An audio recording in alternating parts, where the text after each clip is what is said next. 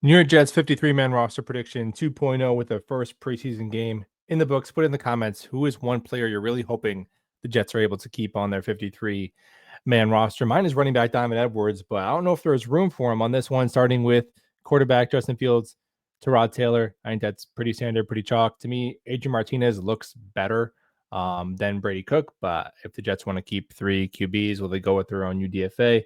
Don't really have a dog in that fight, but I'm pretty confident it's going to be two QBs. And obviously, we know that's going to be Justin and the veteran backup, Tyrod Taylor.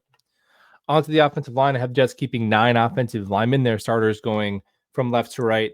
Fashanu, Simpson, Tippmann, which, yeah, he's going to be the starting center. We don't need to make this a thing. If there's an injury, they'll probably kick him into guard and bring Myers off the bench as a way to get their best 5 out there. But Joe Tippmann's going to be the starting center.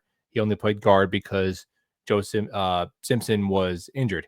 Next year, if there's this 2 pending guard free agents, next year Joe Tippmann might be a guard. But for right now, he's a starting center. Myers is the backup.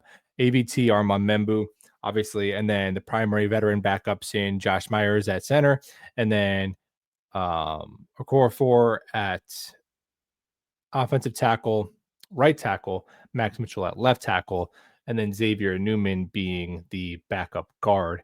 Again, he would probably be multiple injuries away from playing Newman because they would bring in Myers and do some shuffling. But Okorafor, Max Mitchell, primary backups. I don't know if they view Okorafor as the swing, but it seems like he's just the right, and Max Mitchell is the backup left tackle. 9 offensive linemen, some guys to keep an eye on. I mean, Carter Warren is on the bubble.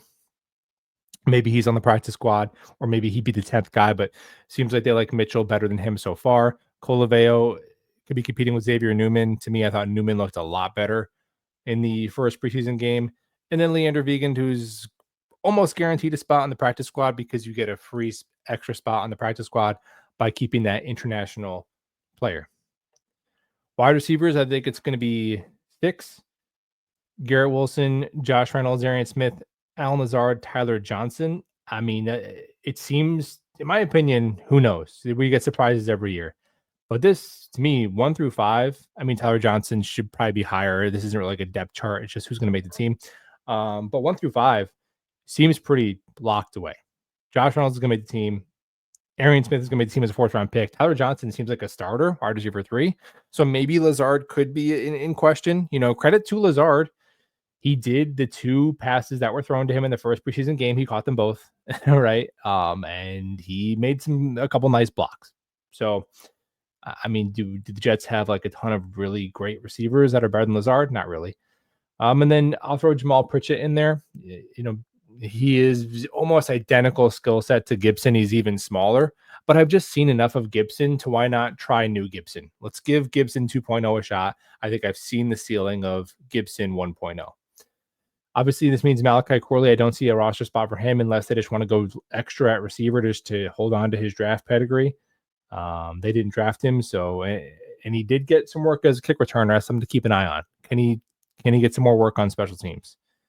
Then obviously Xavier Gibson is a coin toss between him and Pritchett, and then Quentin Skinner is the super long, lean, speedy wide receiver who is, you know, he has that build to be a really good special teamer. So he kind of could have that Irv Charles role, but maybe actually give you a little bit of life as a receiver. He did have that long reception from, I believe it was Cook, but he had like a 20-plus yard catch in the preseason game. Tight ends, had them keeping 4, Mason Taylor, Andrew Beck, Stone, Smart, Jeremy Ruckert. Yeah, it seems pretty squared away to me as well. I don't see any of these guys getting cut. I mean, maybe if there's a guy on cut down day, and in my opinion, Rucker would be that next guy out. But Mason Taylor obviously is a lock. Andrew Beck is a lock. And then Stone Smart, I think, it gives them that F tight end niche receiving skill set. He flashed some athleticism with that screen pass. You hear his name a lot as being a passing target throughout training camp. And then Jeremy Ruckert, well, they're probably going to keep 4 tight ends. And is Zach Kuntz or Neil Johnson better than him? I guess not, right? So this is probably going to be the 4 guys at tight end. With that 4th spot, I think there's a few spots on this team. I mentioned that final offensive lineman spot, this 4th tight end spot.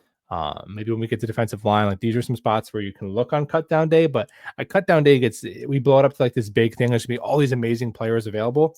I mean, for the 53, probably 52 of them are already on the team, right? So it's not gonna be this whole wave of like it's an extra free agency on cut down day. It's a little overblown.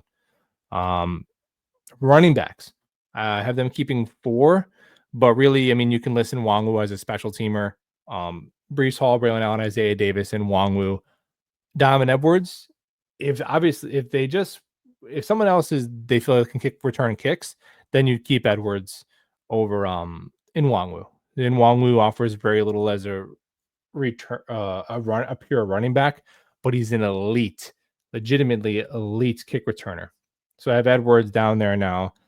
We'll see a couple more preseason games like that, and I don't know if you'll be able to keep Edwards on the practice squad, but that's who I have right now. If I had to guess, Nwangwu is their kick returner, and that's how he sticks. 9 defensive linemen: Quinnen, Jermaine, Will McDonald, Tyler Barron, Byron Cowart, I would say are the locks because those are your 4 starters and your 5th round pick. And then, I mean, not a lot of surprises here, man. I mean, Michael Clemens, he was out there with the ones. You know, it is what it is. He was out there with the first team. Then right behind him, Eric Watts. You know, those are the big run defending prototypes that Aaron Glenn likes. And then Leonard Taylor as your situational interior pass rusher. So I don't see a guy on here who, and again, last movie, there's a cut down day guy, maybe, or if they keep 10. But if they keep 9, it's hard to see where they go. I mean, I would guess maybe Rashad Weaver. Like maybe they like him as a little bit more speed off the edge. They did bring him in early in free agency, and he was out there with the second wave of guys with Watts. But, you know, Braden McGregor was out there at the very end of the game, so that's never a great sign. And then the 2 UDFAs, Peyton Page and Fatorma Mulba, I think are just behind guys like Cowart Safele and Leonard Taylor. And you could put Derek Notty's name up there. He's an older player that I don't think they're going to keep on the practice squad. So that's kind of the main idea with the guys in green. So I think maybe Notty just gets cut and maybe he ends up with another team on a vet minimum deal or just probably retires would probably be the case with him. But those are the 9 defensive linemen I have making the team. 5 linebackers, your starters, Quincy and Sherwood. Kiko Malagoa is a lock as a 5th round pick. Jamin Davis seems to be that first sub package linebacker. And then maybe they only go 4. And then McCrary Ball, I think, would be that first cut. But I think with them playing 3 linebackers more, maybe they want to keep a 5th. And McCrary Ball does play special teams, which means that Zaire Barnes is the odd man out. I also should mention Jamarcus Weston as a name that should be in green there. He had a nice showing on special teams, so he could be worth undrafted keeping on the practice squad as well. Corner, 6 corners. Sauce, Stevens, Michael Carter, your starters. A.C. Thomas, 4th round pick. We know he's making the team. Then Quantez Stiggers, seems to be their gunner. He's a physical tackler, so I think he is going to be corner 5. Now, maybe this is a spot they only keep 5. But I'm going to stick Jarek Bernard Converse on here. And I think Bernard Converse is going to end up being, every year there's a guy who's hurt, you could, at the end of the summer, after camp and a few preseason games, you could give almost any player an injury designation. He's got a sore shoulder, a sore knee. And, oh, man, we got to put you on the 4-week IR so we don't have to cut you, right? There's always one of those. And my prediction for this year, it's going to be JBC. JBC is going to have a stubbed toe, and the Jets are just going to have to keep him. How sad, right? But I'll just have him make the team straight up in this prediction. The way that Glenn is demanding physicality out of his corners already, 2 of them in A.Z. Thomas and JBC have been injured. Michael Carter, was injured a bit last year, so I think keeping 6 corners when you deploy 3 most of the time is probably a good idea. And then shout out to Bump Cooper, who has first of all a phenomenal name for a corner, Bump Cooper, and had a couple pass breakups in the preseason game. Obviously, we did not see A.Z. Thomas or Bernard Converse in that first game. Safety, so I'll go with 4. Making the team here,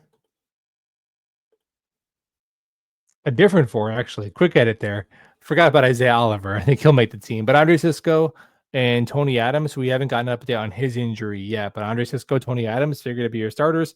Malachi Moore and Isaiah Oliver, who both seem to be safety slot hybrids that Glenn likes. So maybe they'll keep a fifth pure safety and maybe one light at corner if they view Moore and Oliver as guys who can kind of wear multiple hats. We'll see.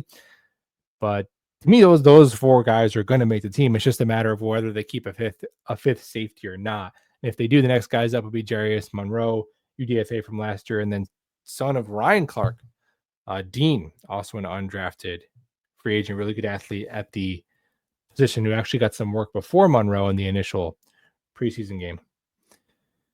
And then for special teamers, I guess if you want to call it three running backs and five special teamers with Nwangwu would probably be a better way to phrase it.